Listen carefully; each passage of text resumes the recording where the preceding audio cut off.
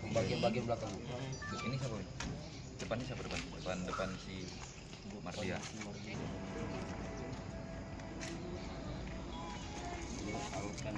Kemarin ya hari Sabtu ya sekira pukul 21.30 ya.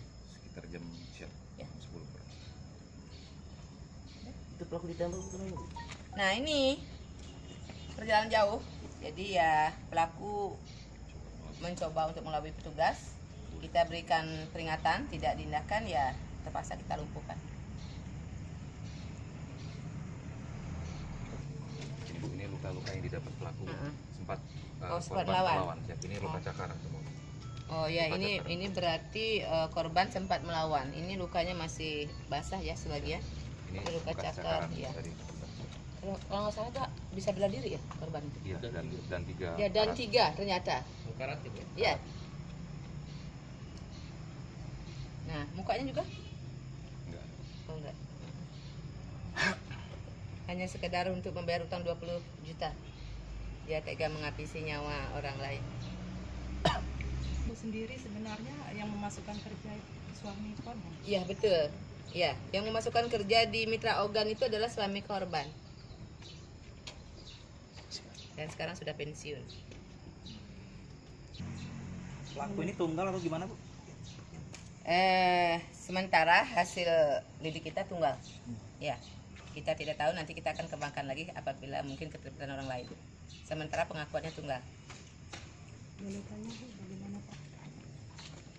Anggaplah itu adalah suami korban karena memberikan penghidupan, yaitu memasukkan Bapak menjadi pegawai di Mitra Ogan. Kenapa Bapak tega sekali untuk melakukan itu, Pak?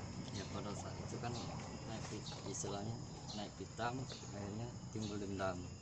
Tapi setelah itu menyesali karena mereka itu dua suami istri itu, keluarga itu baik-baik sebenarnya.